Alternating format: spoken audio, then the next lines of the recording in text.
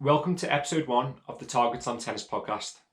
In this week's episode, I'm joined by fellow Liverpool Tennis Coach and founder of Lydia's Cardio Tennis, Lydia Mountford. In this episode, we discuss staying fit during lockdown, we discuss top tips for new tennis coaches that want to break into the industry, and also we discuss top box sets to watch during lockdown. So I hope you enjoy this episode. Hi Alan, you're all right? Hello, how are you, Lydia? Can you see me? Yes, I can see you. You Awesome. okay? Yeah, I'm good. How are you? Yeah, very good, thanks. Well, this is exciting times. So, welcome to episode 1 of the TargetSlam Podcast.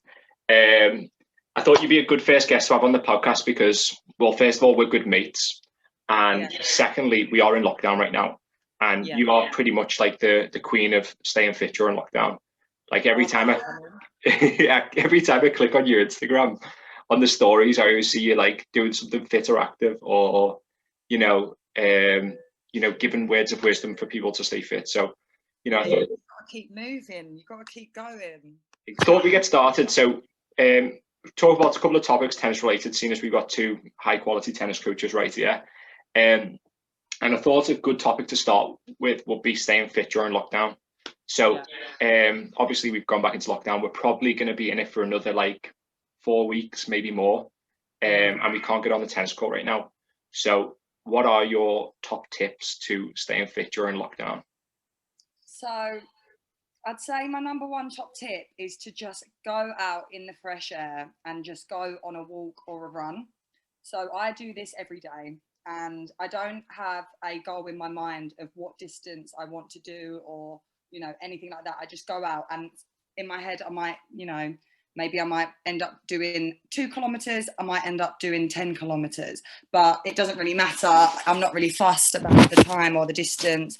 I'm just getting out and every single day, just doing something. Yeah. So is it mainly just running that you're doing? Are you just running and walking? Yeah. Okay. So if I ran every day, I'm just getting sore legs all the time. So I might do a long run. Mm-hmm. And then maybe the next 2 days I might just do a couple of walks and then back in on the running again. Yeah, good on you. Yeah, it's really helped me doing that. Just getting the fresh air, clears the mind, getting out of the house. No, absolutely. One thing that's been helping me as well, and I'm the same, like I can't preach it enough, is to get out there and, do something. If it's running, walking, it doesn't matter. But one thing that's really good for me is trying to get like a little bit of a routine. Because if I know myself when I want to work out, it's like, for example, I know if I leave my workout, if I push it till the end of the day, it's just not going to happen. Yeah. So I've been programming myself to say, right, Alan, first thing in the morning, have your breakfast, have your cup of tea, and then get straight out there. And just doing a daily walk at the start of the day, it's a good way of pretty much starting it. So you're doing these runs, and then you're also doing cardio tennis online. Yes, I am indeed, Alan. I'm doing LCT is now online during the lockdown. So twice a week, I'm doing some tennis-inspired HIIT sessions. And basically all of the exercises are designed for tennis players. So when we're back on court, we're fitter, we're stronger, and we are ready to go. Okay. Do you get is that like for all your students, or is that just kind of your cardio tennis crowd that are going to that? Well, anyone can really jump on it, to be fair. If you're interested in tennis, anyone can get involved. But yeah, obviously it's a lot of my clients that are on it at the minute. And it's just a good way before the session starts. We talk for 5 minutes, see how everyone's getting on, and then we just go straight into the workout and blitz it, basically. Oh, that's nice. So that's a good way of everyone staying connected, your tennis crowd. So it's probably good, like, to keep that little community spirit of your little gang there, and everybody stays in touch. I'm just picturing in my mind, like, cardio tennis in the living room. I'm picturing tennis rackets being swung around and light bulbs smashing in. It is pretty safe. It's pretty safe. Okay, yeah, it's no light bulbs been smashed yet. What do you need to do? I tell you what, though, I did almost break my radiator on one of the sessions, and that did stress me out a bit. But it was all good. I just slotted it back on. What do you need to do it? Do you is it equipment or? No, it's no equipment. So they're all like body weight exercises. Okay. You're just using your own body to do each of the exercises, and Yeah, so a lot of legs, a lot of arms, bit of abs, a lot of cardio, but it's just 10 different exercises. A couple of them are tennis related. So, you know, we might shadow forehands, backhands, different stances, you know, serve and volley, or whatever it is. And yeah, and then the rest are just generic kind of hit exercises, but they are focusing on body parts that are important for tennis players. So that's brilliant. Good on you, Lydia. Good on you for organising that. And I kind of like, I watched you do it in lockdown 1 and lockdown 2, and I was like, God, you know, I wonder why she's doing all this stuff. But it definitely is a good thing that you're keeping. I see, it's keeping your clients fit, or your students fit, should I say? And B, I think it's quite a good thing in terms of like, you know, keeping that community spirit, and it's good for retention, because inevitably this lockdown's going to end. You know, it's going to end sooner. Well, hopefully not too long, maybe a month, maybe a little bit more. But when it does end, we're going to be getting into nicer weather. People are wanting to get outside and play tennis again. So I'm sure once they get back outside again, they'll be like, oh, let's get back on the tennis court with Lydia. She's helped us out all the way through. Yeah, and to be fair as well, it's really helped me. Like, I wouldn't be doing these hit classes if it wasn't for me obviously having to do them, because I'm the one running it. So it's really helped me as well. So I've really enjoyed it. I've got fitter myself because I'm doing the sessions 100% as well. And yeah, it's good vibes. I like it. Real good on you. Some of my clients actually want me to keep going with, like, when the lockdown's finished and we're back on court, a lot of my clients are like, can we still have the onlines? And I'm like, no, we're back on court now. Come on, you can do the real thing. But to be fair, I was thinking that maybe if we get a really bad weather, then I can run it instead of the actual session. Do you know what though? Like, that's actually a really good shout, because if, you know, that's one thing outdoor tennis coaches, you and I, if I didn't mention in the introduction, Lydia and I, we're both outdoor tennis coaches. We're head coaches at separate clubs, but our clubs are quite close to each other. And one of the main factors that limits our business is the weather. Like when we get like these horrible icy conditions or horrible rainy conditions, sometimes we do need to cancel. So, you know, that actually could be a good addition to your business if you could do that. Plus, you know, you get your students still get a workout, and you still get a bit of income when we are called off. That's actually a really good shout. It's a good show, isn't it? Really good show, yeah. I've got to be honest, I've taken a little bit of inspiration from it. I haven't necessarily done the cardio tennis online, because I mean, I feel like I'm good at like keeping myself in good shape, and I'm good at coaching tennis, but I've never really coached fitness before. It's not something I've done. Maybe I can do it, maybe I can't. But I definitely did want to keep like that community spirit going with my group. And also I wanted to make sure that when we do start up again, that everybody's, you know, kind of all connected and we're all set up and still vibing. So we did a Zoom quiz on Thursday. Not quite cardio tennis, but I saw that. It looked good. I saw the pictures on Instagram. No, it was a good time. You know, it was a good time. So, you know, we had a few. It's dry January, so I couldn't drink, but we had a few people having alcohol. So kind of the opposite of staying fit, actually. But everyone was connected, and you know, that's the main thing, isn't it? If you do another one, I'll join in. I'll join in on the quiz. This Thursday, you're in, Lydia. We're going to do one this Thursday. Yeah. No poaching any students, though. That's the only rule. No, of course not. No. That actually leads me on to my next topic, poaching students. One of the things that you and I do, which I think we're quite good at, as I say, we are two tennis coaches that coach run programs at two tennis clubs that are quite close to each other. And this could normally like set up a bit of a rivalry situation. You know, we're competing against each other. We're trying to steal each other's students. You know, we're smack talking each other behind each other's back or whatever. But I mean, at least on my end, I definitely don't do that. I don't know about you, but I think we're quite good at like collaborating and working together and sharing ideas and trying to grow the game. I'm not sure if you agree with that, or I think that's really important. Like we catch up maybe once a month or so, don't we? Normally, you know, we grab a coffee or whatever, and it's just important to kind of bounce ideas off each other, what works, what doesn't work. It's kind of nice to be able to have someone who's, you know, our goals are kind of the same. We just want people playing tennis, don't we? That's what we want. We want children playing, adults playing, anyone playing. So it's good, and I'm happy that I've got you as a pal, so we can bounce ideas off each other, and it brings out the best of the best in both of us, doesn't it? So it's good. Absolutely. And I think the way to look at it, because I've worked at quite a lot of other tennis programs and facilities in the past, and I have seen it done. I've seen it done where people collaborate and work together, and I've seen it done where where people, are enemies with the local club that's near to them or whatever. And I do much prefer it this way, because I think the mindset has to be that, like, the goal is to grow the sport of tennis. And you and I are both, even though we're tennis coaches, we're trying to get as many people playing as possible and trying to get as many people to love the sport that we love. So I'm glad that we collaborate, and I think that's the mindset, rather than, we're competing against each other, we're trying to steal them.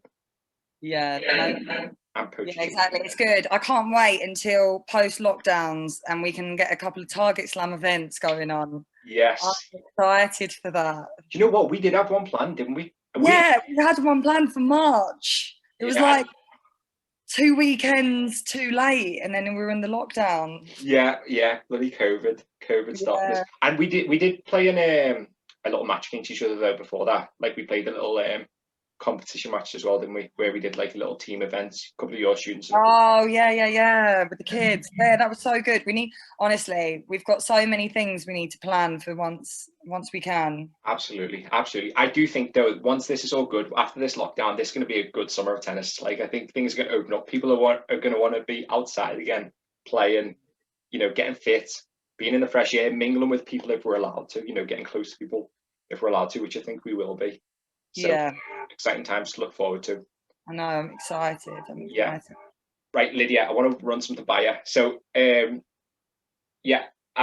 this year, we're both in leadership positions now. So, we're both kind of run our own programs, which I guess is good for us, and we're learning new skills. But one of the new skills is kind of managing other coaches, because previously, a lot of the times I've been working below people and I've had to be the person running the session and reporting to people. But now we're the people who are running the programs, and thankfully, like, both of us are doing quite well. Our programs are growing, and I get a lot of like new student players who are becoming coaches, who come and speak to me and ask me for like guidance as to whether, like, how are they going to become better coaches, or how are they going to make more money in the industry, or how are they going to get more clients in? So what are they going to do to improve their coaching skill sets? So if you're a new coach or someone who wants to get into the coaching industry, what would be your words of wisdom? What would be your top tips? I think when I was younger and I was a young coach, I think I just liked to work. I worked with loads of different coaches. And then I kind of picked up ideas from all of those different coaches when I was younger. Like, I assisted loads of different coaches. And for me there, I kind of picked up on things that I liked from all of these coaches, and maybe things that I didn't like. And I thought, no, I'm not going to take that in kind of my own coaching going forward. But then there was loads of good things that I did pick up, loads of different cool little drills, just loads of different things. And I think that's really kind of shaped me as the coach that I am now, just because I've kind of picked up everyone's best little bits, and I've just kind of picked up on that and used that for myself. So that's really helped me. I've worked with loads of amazing coaches over the years. And I would just say get out and assist as many coaches as you can. Just get as much experience as you can. I think that's a good shout. Definitely getting experience from other coaches and, shadowing. Yeah. Like, I think you and I can both preach this. We've seen some good coaching and we've seen some interesting coaching. And definitely, and everybody's got the good skills. I'm sure you and I have got our good skills, not bad skills when we're on court. But if there's someone that you look up to as a coach and you respect, I would definitely try and shadow them and follow them and get wisdom off them, because they're the people that have experience and can help you with your development. Right, Lydia, a couple of fast fire questions. So, fast fire question number 1: recommended series to watch during lockdown. Okay, Scandal. Have you seen it? What's it about? You know what? I'm only on series 2, but it is really good. I quite like it. Have you seen How to Get Away with Murder? Have you watched that? No, I don't even know what that's about. No, you know what, Alan? Just watch an episode. You'll probably hate it. It's probably not your thing. But is it a chick flick or? No, not really. Just watch an episode. Okay, Scandal. Right, I'll put it down. Okay. My top one. I need recommendations. So hard. I've seen so many box sets during this lockdown. I would say, I mean, the obvious one, Game of Thrones. You know, you have to watch Game of Thrones. Or I'm kind of watching Peaky Blinders right now, which is good too. I would recommend that, definitely. I couldn't get into it. You couldn't get into it? No. Oh, I'm on season 2. It's quite barbaric, but you know, I kind of like that. Right. Yeah. Question number 2. Okay. Top snack during lockdown. Top thing to snack on, because we're in the house all day. You got to go and grab a snack. If I'm going feeling savoury, then I'd go Sensations. You know, the crisps, the sweet chili Sensations. Yeah. If I'm feeling sweet, it's got to be a white Twix any day. I've got to say, I've not had the white one. Oh, you need to get on the white one. No, I don't do white chocolate that much, you know. Oh, Alan. Yeah, I know. I'm letting you down. Do you know what? This month, especially, my diet is so boring because I'm doing dry Jan and no like chocolate or sweets in January. Oh. So it is rough right now. I've told myself I'm allowed low sugar cereal bars because over Christmas, you know, I'm not. Was it the same with you? Did you get loads of chocolates and alcohol from your students over Christmas? Yeah, it's the go-to, isn't it? You end up with loads. The classic, yeah. So I ate too much over Christmas, too much chocolate, drunk too much, and it was lovely. Thanks to anyone who's listening that bought me chocolate or sweets. But I think I've got enough to last me until next Christmas now. Yeah. Right. Last little question before we end the podcast. Right. You're on a desert island. You're allowed to take one book with you to read forever. You have to read the same book forever. What book do you read? And this isn't necessarily what do you think the best book is. It's like, what, book do you? I don't know. I'm not much of a reader. Audiobooks are fine too. Can we edit this bit out? Because I don't. This one can be edited out. Yeah. Can we edit that one out? Ask me another one. Okay, another question. Yeah, I'll just do that. Right, final question. Okay, final question. Here we go. Before we finish. Final question before we finish here, Lydia. So, pandemic's over. We're allowed to travel again. The airlines are flying to everywhere in the world without quarantine and all that business. Where is the first place that you are going to travel to? I think Canada. Yeah. It's got to be. My mum is Canadian and my grandma's turns 96 like in a couple of weeks. She's an absolute hero. No way. I know. She's amazing. So yeah, I need to go back out there and see my grandma and see a couple of my cousins and stuff. Oh, have you been to Canada before? Yeah. Yeah. I've been. I normally go like every year or every 2 years or so. Normally get out there. Okay. But yeah, it's been a couple of years, and I was meant to go now. I was meant to be there now. Okay. So you, and this will be their winter, will it? Yeah, it's freezing. Absolutely freezing. Yeah, it's like minus 10 degrees or something crazy. Did your nan play tennis? Yeah, she did actually. Oh, okay. So for your family, it was like quite, nan to your mum to you, passed on. Yeah. Oh, there you go. Good. Where are you going to go? First place I'm going to go, Texas. Yeah. I was meant to go this summer for a big reunion with all my tennis friends. I remember you hearing about that. The competition. Yeah, it's like a tennis event, tennis reunion. There's like 100 of my old mates that would go. And we really don't do much tennis. We just do a lot of drinking, a lot of socialising. It's good times. Good times, yeah. Right, Lydia, thank you so much for helping me out with this first tennis podcast. I enjoyed it. Thanks for having me. I'm glad. We'll definitely do it again in the future. But stay safe and I'll see you soon. See you, Alan. Oh, Alan, before you hang up, let's get a selfie. Okay. Let's get a selfie. For the gram, just to promote. For the Instagram. Perfect. I'll put it on Insta. Okay. Right. See you, Alan. Take care, Lydia. Right, see ya. See you later. Bye. Bye-bye.